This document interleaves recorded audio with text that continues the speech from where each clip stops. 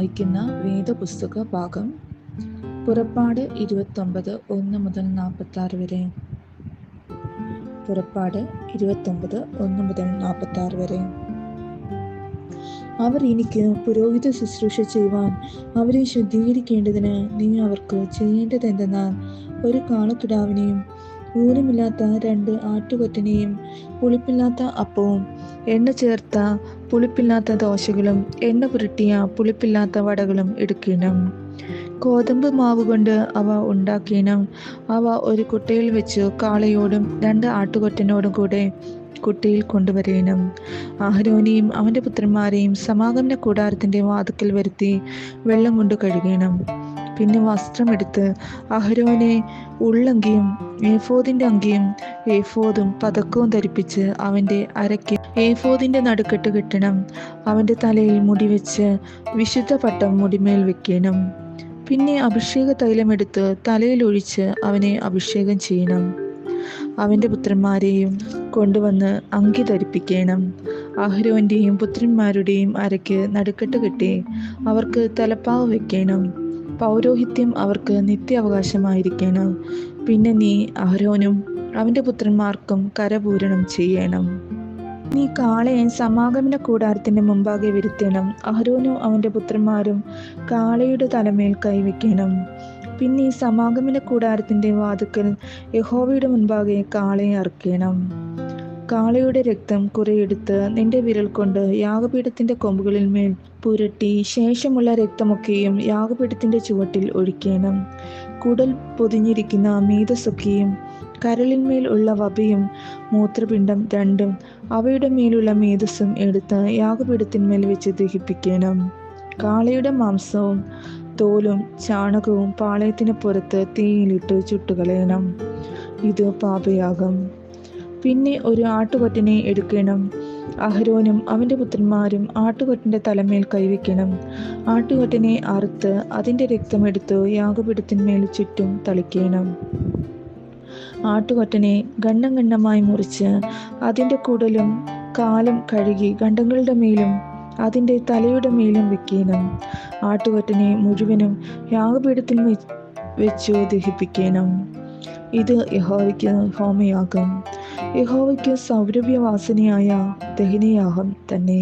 പിന്നെ നീ മറ്റേ ആട്ടുകൊറ്റനെ എടുക്കണം. അഹരോനും അവൻ്റെ പുത്രന്മാരും ആട്ടുകൊറ്റൻ്റെ തലമേൽ കൈവയ്ക്കണം. ആട്ടുകൊറ്റനെ അറുത്ത് അതിൻ്റെ രക്തം കുറി എടുത്ത് അഹരോൻ്റെ വലത്തെ കാതിനും അവൻ്റെ പുത്രന്മാരുടെ വലത്തെ കാതിനും അവരുടെ വലത്തെ കൈയുടെ പെരുവിരലിനും വലത്തെ കാലിൻ്റെ പെരുവിരലിനും പുരട്ടി രക്തം യാഗപീഠത്തിന്മേൽ ചുറ്റും തളിക്കണം. പിന്നെ യാഗപീഠത്തിന്മേലുള്ള രക്തവും അഭിഷേക തൈലവും കുറേശ്ശെ എടുത്ത് അഹരോൻ്റെ മേലും അവൻ്റെ വസ്ത്രത്തിന്മേലും അവൻ്റെ പുത്രന്മാരുടെ മേലും അവരുടെ വസ്ത്രത്തിന്മേലും തളിക്കണം.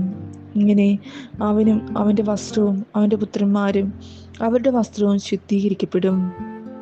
അത് കരപൂരണത്തിൻ്റെ ആട്ടുകൊറ്റനാകൊണ്ട് നീ അതിൻ്റെ മേദസ്സും തടിച്ച വാലും കുടൽ പൊതിഞ്ഞിരിക്കുന്ന മേദസ്സും കരളിന്മേലുള്ള വപയും മൂത്രപിണ്ഡം 2ഉം അവയുടെ മേലുള്ള മേദസ്സും വലത്തെ കൈകുറുകും യഹോവയുടെ മുമ്പാകെ വെച്ചിരിക്കുന്ന പുളിപ്പില്ലാത്ത അപ്പത്തിൻ്റെ കുട്ടയിൽ നിന്ന് ഒരു അപ്പവും എണ്ണ പകർന്ന അപ്പമായ ഒരു ദോശയും ഒരു വടയും എടുക്കണം.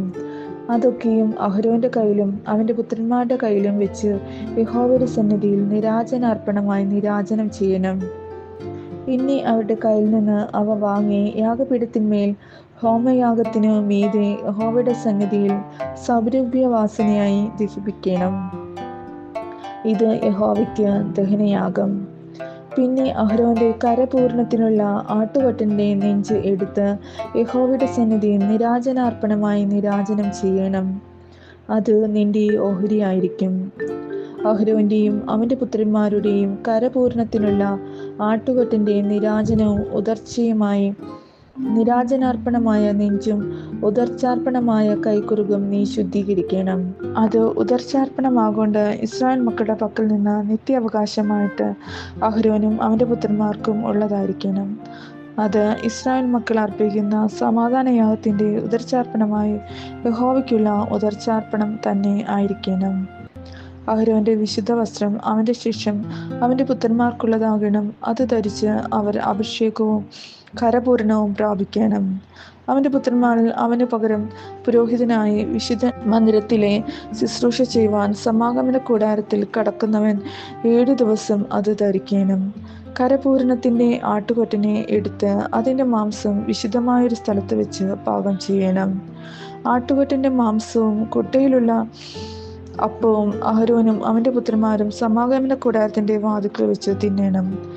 അവരുടെ കരപൂരണത്തിനും വിശുദ്ധീകരണത്തിനും വേണ്ടി പ്രായശ്ചിത്തം കഴിക്കുന്ന വസ്തുക്കളെ അവർ തിന്നേണം. അവ വിശുദ്ധമായിരിക്കാൻ അന്യം തിന്നരുത്.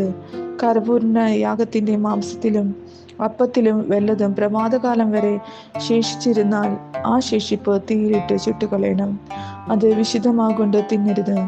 അങ്ങനെ ഞാൻ നിന്നോട് കൽപ്പിച്ചതുപോലൊക്കെയും നീ അഹരോനും അവന്റെ പുത്രിമാർക്കും ചെയ്യണം. 7 ദിവസം അവർക്ക് കരപൂരണം ചെയ്യണം. പ്രായശ്ചിത്തത്തിനായി ദിവസേന ഓരോ കാളയെ പാപയാഗമായിട്ട് അർപ്പിക്കണം. യാഗപീഠത്തിനും പ്രായശ്ചിത്തം കഴിച്ച് പാപശുദ്ധി വരുത്തുകയും അതിനെ ശുദ്ധീകരിക്കേണ്ടതിന് അഭിഷേകം ചെയ്യുകയും വേണം. 7 ദിവസം നീ യാഗപീഠത്തിനായി പ്രായശ്ചിത്തം കഴിച്ച് അതിനെ ശുദ്ധീകരിക്കണം. യാഗപീഠം അതിവിശുദ്ധമായിരിക്കണം. യാഗപീഠത്തെ തൊടുന്നവനൊക്കെയും വിശുദ്ധനായിരിക്കണം. യാഗപീഠത്തിന്മേൽ അർപ്പിക്കേണ്ടതെന്നാൽ ദിവസം തോറും നിരന്തരം 1 വയസ്സ് പ്രായമുള്ള 2 ആട്ടിൻകുട്ടി. ഒരു ആട്ടിൻകുട്ടിയെ രാവിലെ അർപ്പിക്കണം, മറ്റേ ആട്ടിൻകുട്ടിയെ വൈകുന്നേരത്ത് അർപ്പിക്കണം.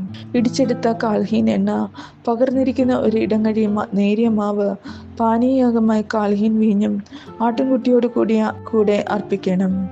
മറ്റേ ആട്ടിൻകുട്ടിയെ രാവിലത്തെ ഭോജനയാഗത്തിനും അതിൻ്റെ പാനീയയാഗത്തിനും ഒത്തവണ്ണം ഒരുക്കി സൗരഭ്യവാസനയായി യഹോവയ്ക്ക് ദഹനയാഗമായി വൈകുന്നേരത്ത് അർപ്പിക്കണം.